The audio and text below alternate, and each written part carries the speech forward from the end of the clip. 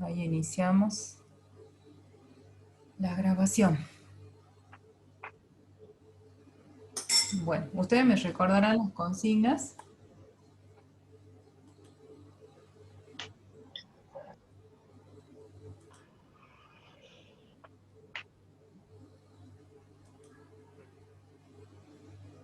Ya estamos grabando, ¿no? Así que pongan cara de buenas buenas alumnas y buenos alumnos. ¿Sí? Bien, yo escucho muy bajito, ¿se está escuchando?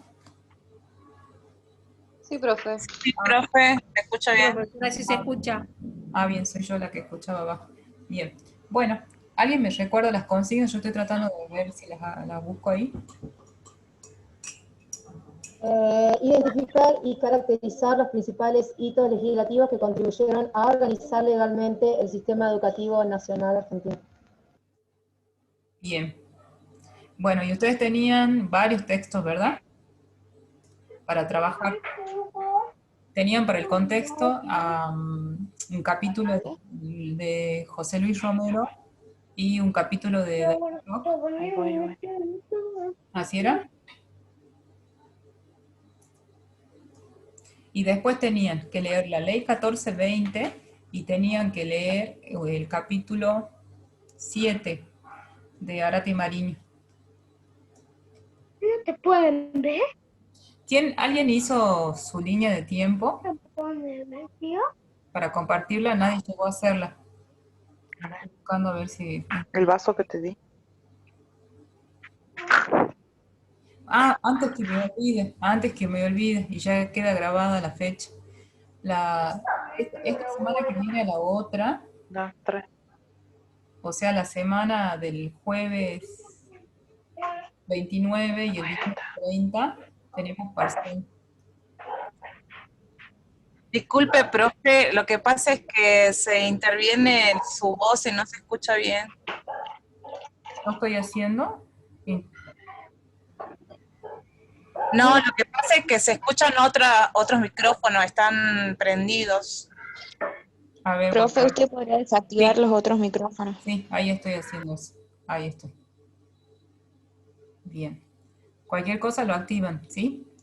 Les decía que por las dudas paso el aviso porque me olvidé la semana pasada que ya tenemos parcial del eje 2.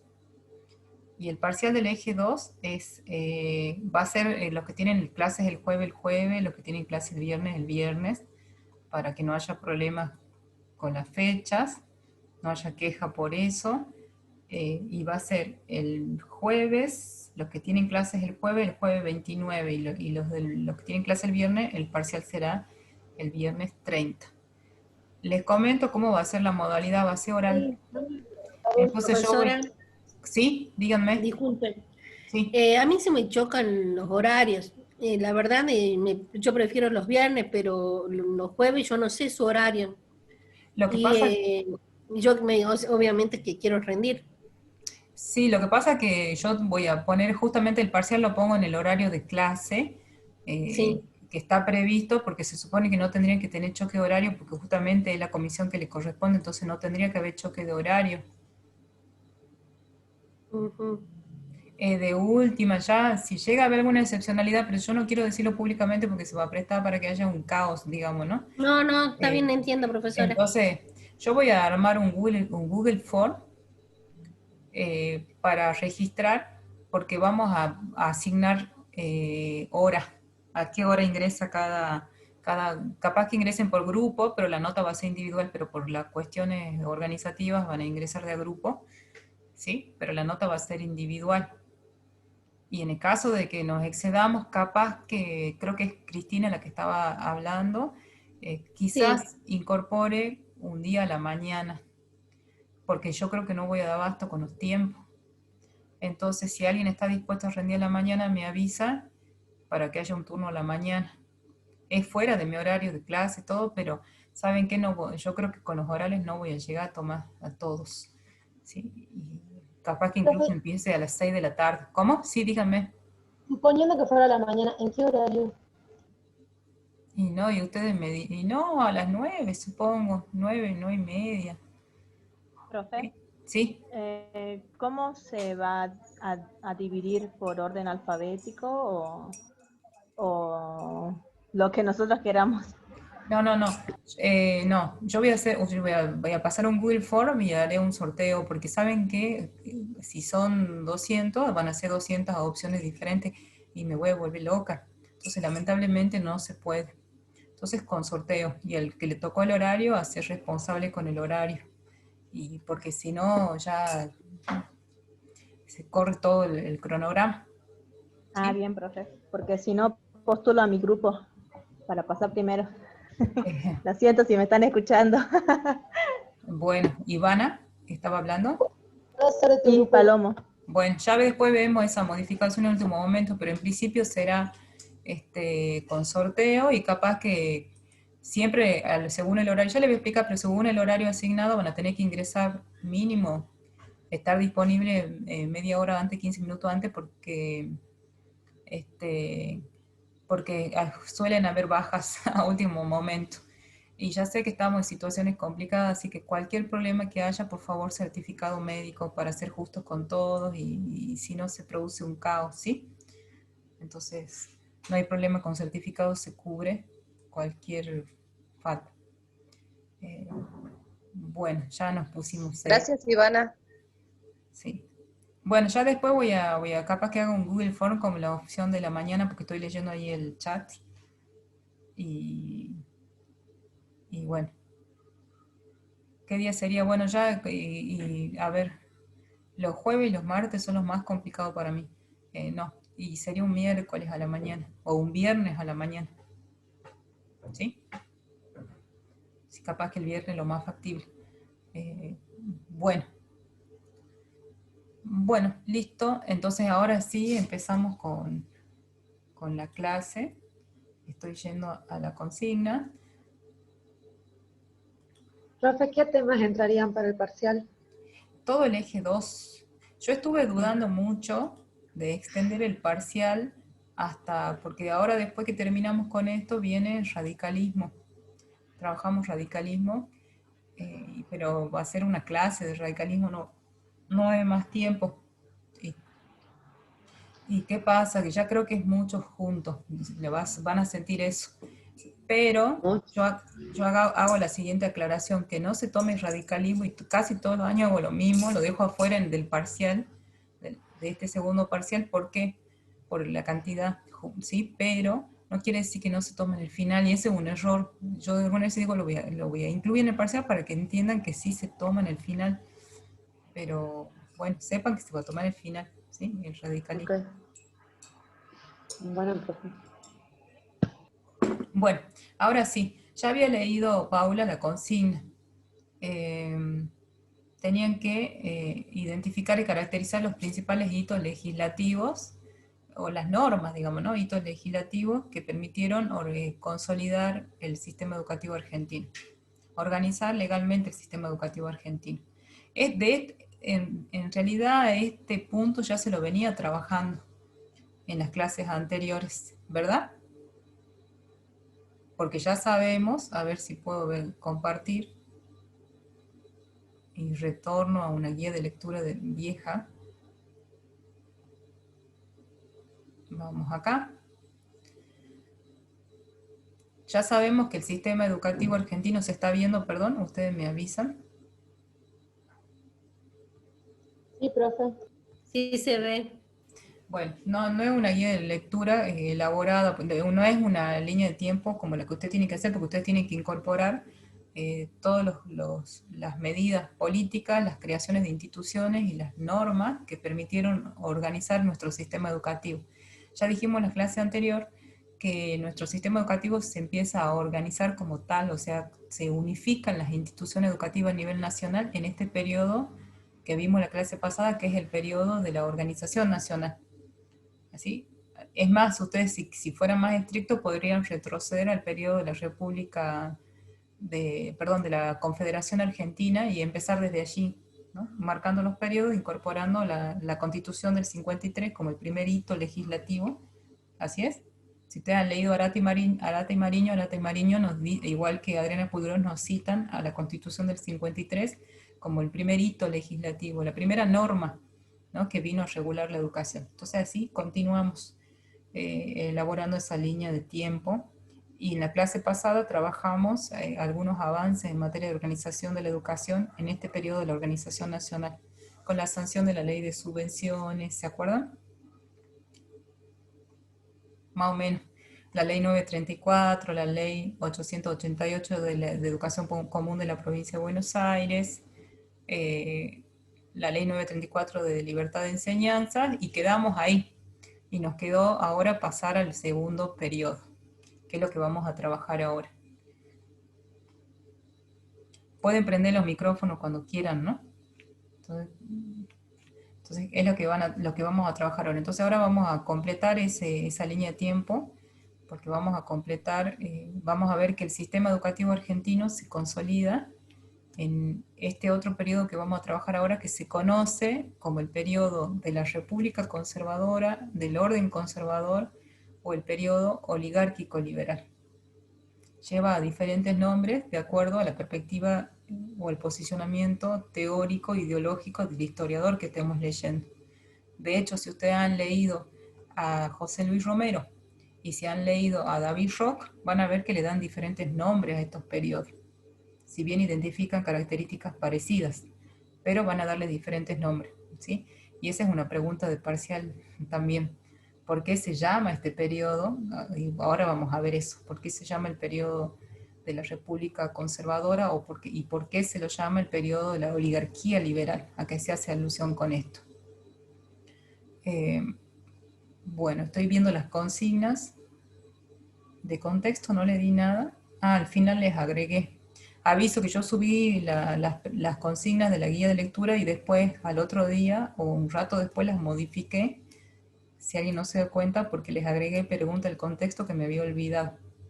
En las preguntas del contexto, que vamos a empezar hoy por allí, se les pedía que elaboren una línea de tiempo sobre este periodo y tenían que incluir acontecimientos históricos y acontecimientos en materia educativa. Y la segunda pregunta tiene que ver con esto que yo les estoy diciendo ahora. ¿Por qué algunos historiadores llaman a este periodo de la República Conservadora y por qué otros le van a dar la denominación de la República, perdón, del periodo oligárquico liberal? ¿Alguien quiere ir anticipando alguna respuesta?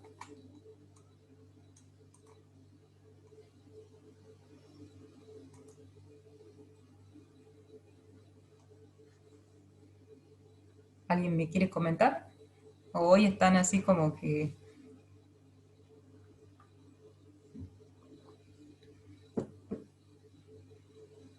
Bueno, creo que no hay mucha lectura, debe ser, o están con ¿cómo se llama?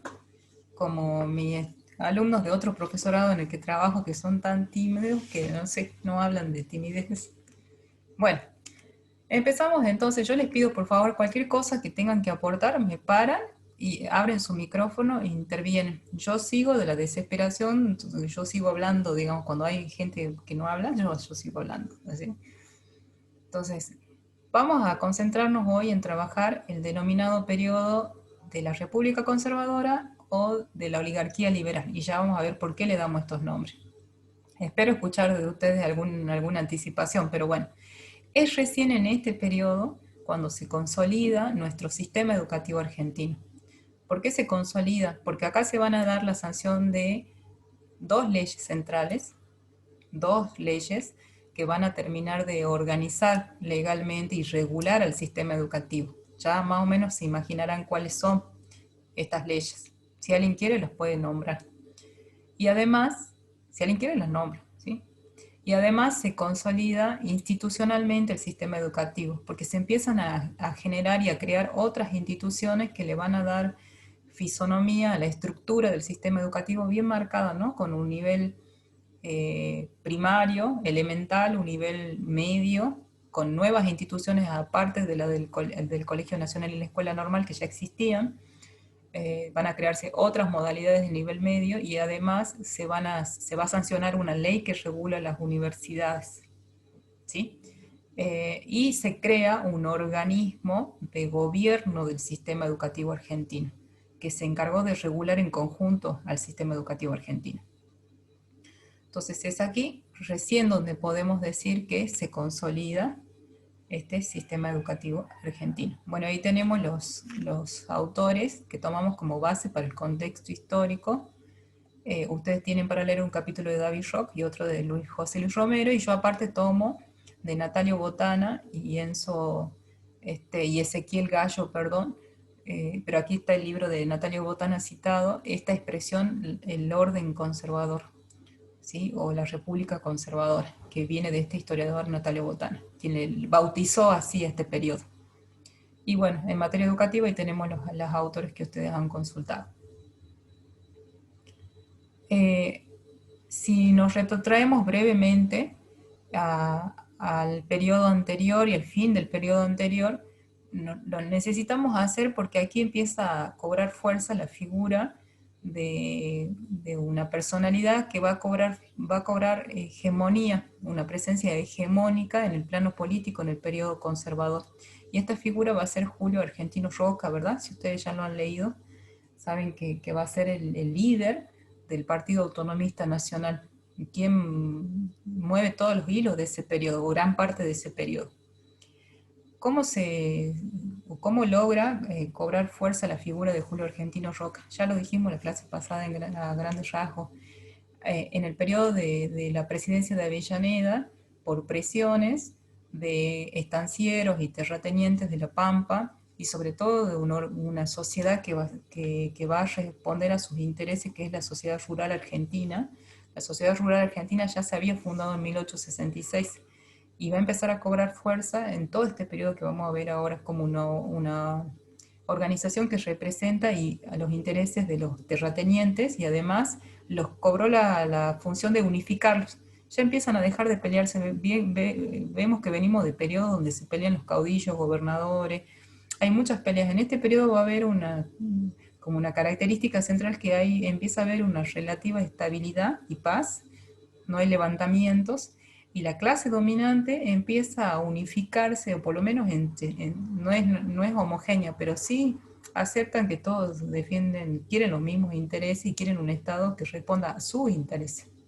La sociedad rural argentina es una sociedad que va a representar sus intereses y las unifica, así como más adelante el Jockey Club, acá en Salta el Club 20 de Febrero, ¿no? Que representan estos sectores.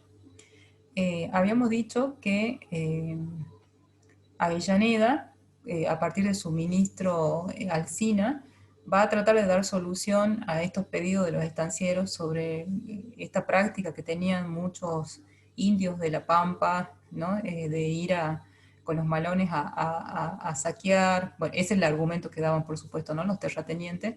Entonces, frente a estos reclamos, Alsina idea, ya lo dijimos en la clase pasada, pero lo recordamos para comparar con la postura de Avellaneda, sí. Las zanjas que vivan desde Bahía Blanca para arriba, como para que los malones puedan pasar, pero puedan volver con las cosas, con las cargas, con lo que robaban. Perfecto, perfecto. Ahí tenemos la zanja de Alsina. Bien, muy bien, gracias, Paula.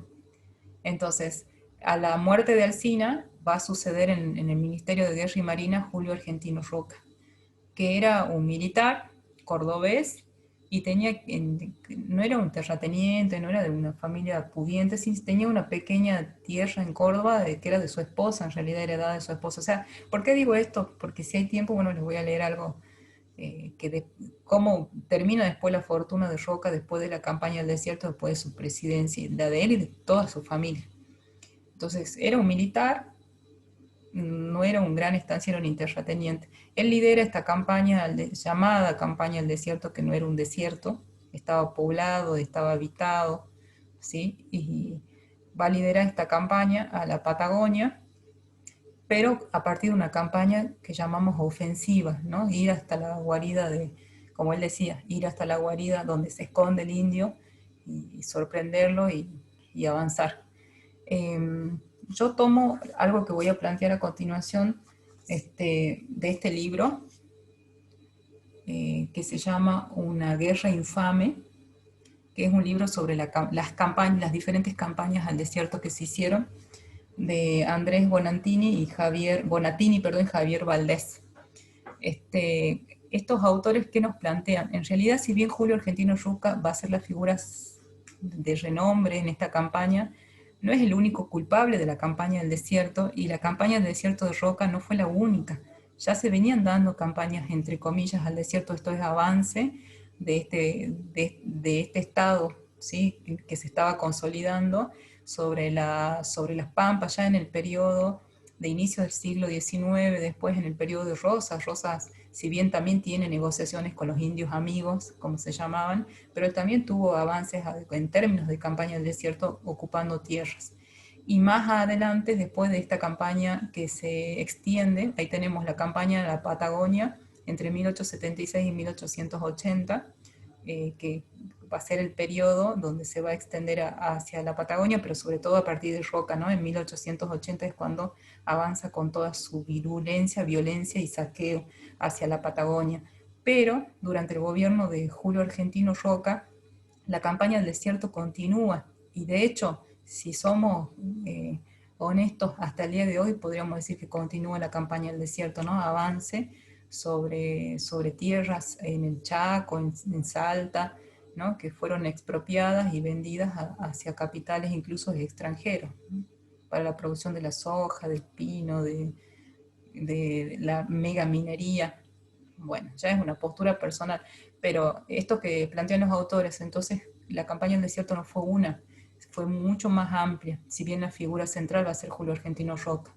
Entonces ahí tenemos cómo continúa esa campaña del desierto durante la durante la presidencia de Roca, y avanza hacia el Chaco. Acuérdense que el Chaco era, toda la región del Chaco era y Formosa y parte de Misiones no era provincia todavía, era territorio habitado por el indio, y en este momento se va a avanzar hacia esos sectores con esta necesidad que tiene el modelo agroexportador. ¿Se acuerdan que veníamos de una producción de ovinos? Acá estamos en un periodo de recambio de actividad productiva del modelo exportador, porque empieza a desarrollarse con fuerza la producción ganadera y agrícola, y la ovina en todo caso se corre hacia la Patagonia. Entonces se necesitan más tierras, más tierras, más tierras, más tierras. Bueno, tomando de nuevo a estos autores que yo les mencioné desde este libro que se llama Una guerra infame, Bonantini y Valdés. Bonantini le digo porque hay un autor que vamos a leer que se llama Bonantini. Bonantini y Valdés señalan que van a haber diferentes sectores que fueron partícipes y colaboradores de esta campaña del desierto. Una de estas asociaciones va a ser la Sociedad de Beneficencia, que ya la conocemos, que estaba en manos de las damas de la aristocracia que se hacían cargo de estas obras de beneficio social. ¿Por qué va a ser importante la función de la Sociedad de Beneficencia? Porque una vez realizada la campaña del desierto y ganados todas estas tierras, conquistadas entre comillas, digamos, ¿no?, expropiadas, van a morir. El saldo de la campaña del desierto da una disminución terrible de la población que habitaba, ¿no?, todas esas tierras. Y como resultado no solo van a haber muertes, saqueos, heridos, sino que van a ser como tomados como una especie de prisioneros de guerra, digamos, los sobrevivientes a la campaña del desierto, y van a ser llevados a Buenos Aires. Se los reclutaba en la isla Martí García, y después quedaba a cargo de esta sociedad, la Sociedad de Beneficencia, el reparto, la venta, porque se vendieron las mujeres, los niños y algunos hombres como personal de maestranza, domésticos, en las casas de familia, en el caso de Buenos Aires, y en la Patagonia, sobre todo, muchos de los sobrevivientes fueron a parar como peones de las estancias, de los ingenios azucareros, de los aserraderos, de las madereras, que eran todo el tipo de industria vinculada a la producción primaria que se empezó a extender en el Chaco. Entonces la Sociedad de Beneficencia tenía la función de administrar, organizar la venta, ¿no?, de estas personas. Recordemos que ya se había abolido la esclavitud y se había sancionado la libertad de vientre en la Asamblea de 1813. Sin embargo, la esclavitud no desapareció del todo en la Argentina rápidamente, y aquí tenemos una prueba de ello. ¿Sí? Entonces la prensa va a jugar un papel importante, y mediante la prensa se difundían. Ahí tenemos uno de los encabezados de los diarios de la época: hoy repartos de indios, y venta de indios se publicaba, ¿no? Se hacía como una especie no me sale, cuando se hace el buen postor, un remates públicos en los que se vendían, ¿no? Algunas mujeres e indios. A ver si encuentro. La profe siempre lee, dice que le quiere leer algo, pero no selecciona con tiempo, dice, ¿no? A ver si lo encuentro.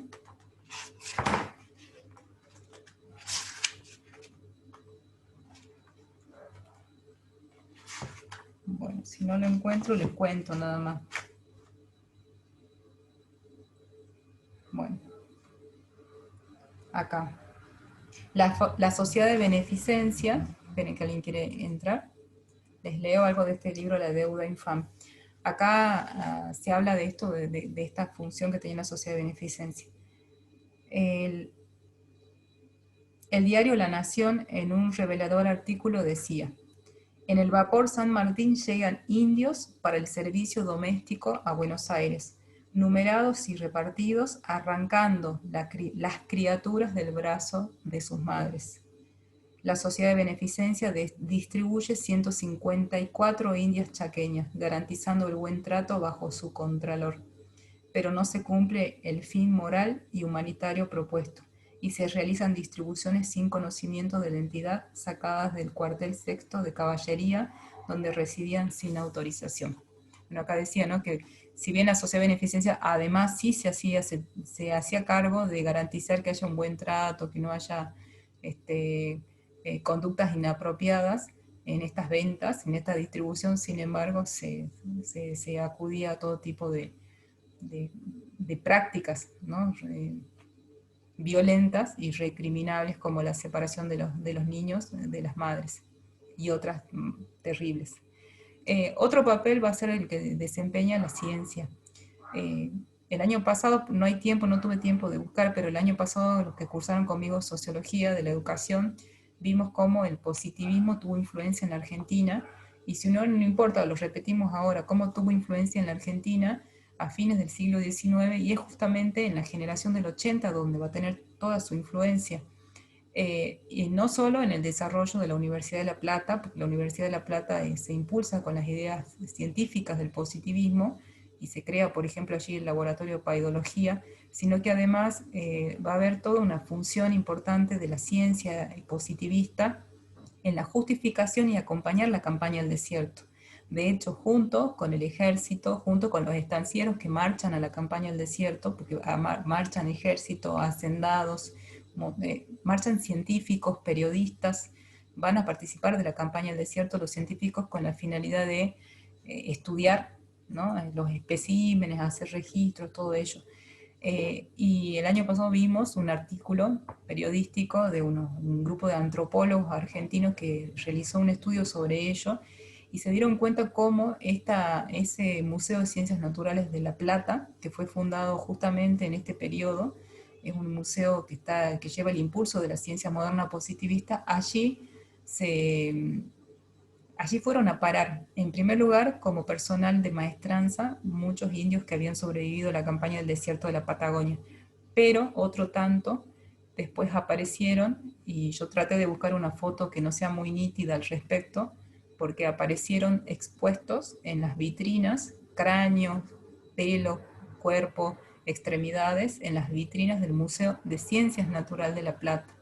Y es mucho más largo de explicar, ¿no?, porque el museo tiene pisos dedicados a estudios de dinosaurios, de restos arqueológicos, y en un piso, y tiene la organización como una especie de cadena evolutiva según esta mirada darwinista, y en uno de los pisos más bajos estaban los restos de los que habían fallecido en la campaña, los indígenas que habían fallecido en la campaña del desierto. Y esto muestra la mentalidad de la época, cómo se justificó científicamente la campaña del desierto a partir de esta mirada positivista del darwinismo social, entendiendo que hay una evolución de civilización y progreso, desde un atraso hasta civilización y progreso, y era justificado la desaparición de estos pueblos por ser bárbaros. Esta idea de que ya estaba presente en la generación del 37, ahora se exacerba y se justificó científicamente.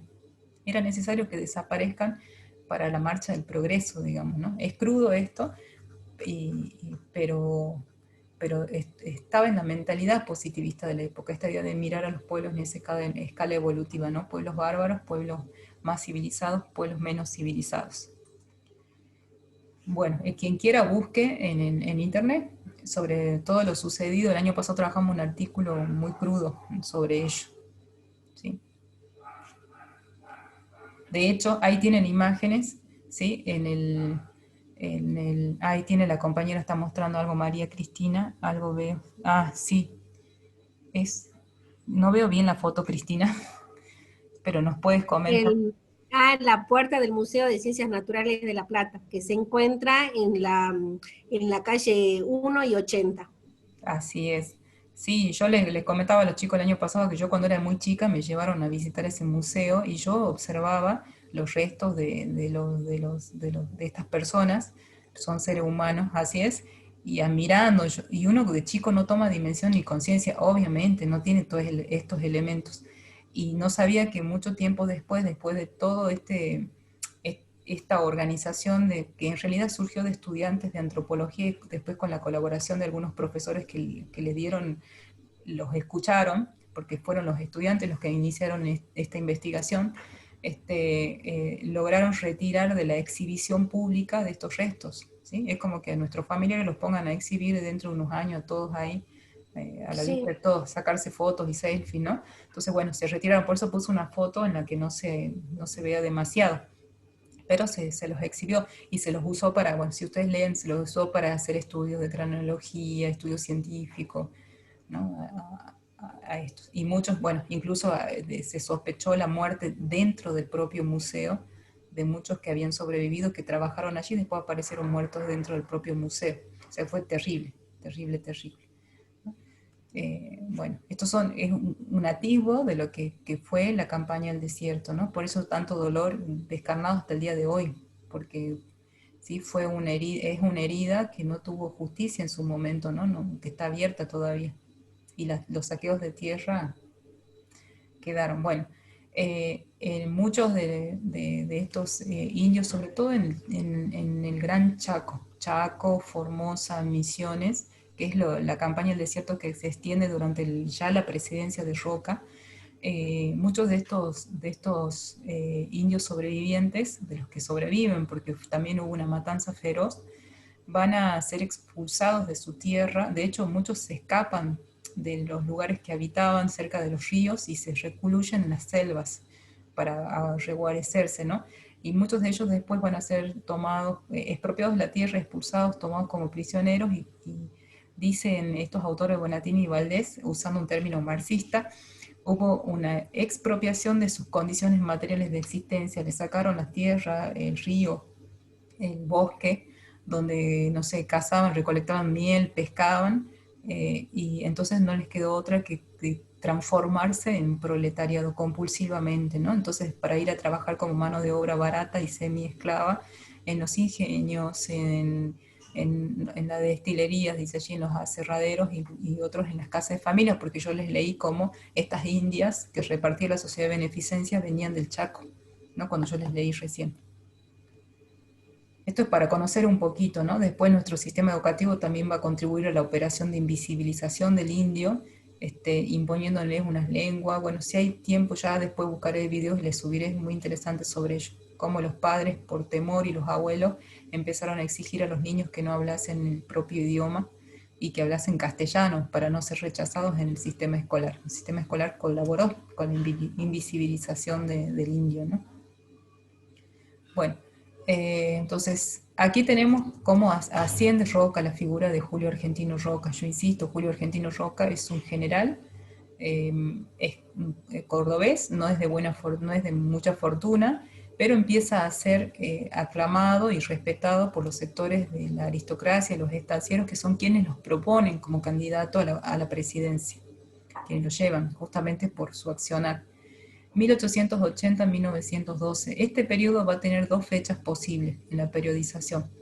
Se extiende desde 1880 a 1912 o hasta 1916, y ya veremos por qué esas dos fechas. Se consolida aquí un modelo oligárquico, un modelo de Estado oligárquico liberal. Por eso lo llamamos el periodo de la oligarquía, se está por cortar en unos segundos. Por eso lo llamamos el periodo de la oligarquía liberal. ¿Por qué liberal? Porque en este periodo, según, si ustedes han leído José Luis Romero lo llama el periodo de la República Liberal, ese nombre le da Romero, ¿sí? ¿Por qué dice que es el periodo de la República Liberal? Porque aquí se va a avanzar en toda una renovación institucional. Roca avanza en crear instituciones que son de signo liberal, de un Estado liberal, e impulsa la sanción de leyes laicas, leyes liberales. Ley 1420, ley de registro civil, acuérdense, quitándole la atribución a la iglesia, ley de matrimonio civil. Y son leyes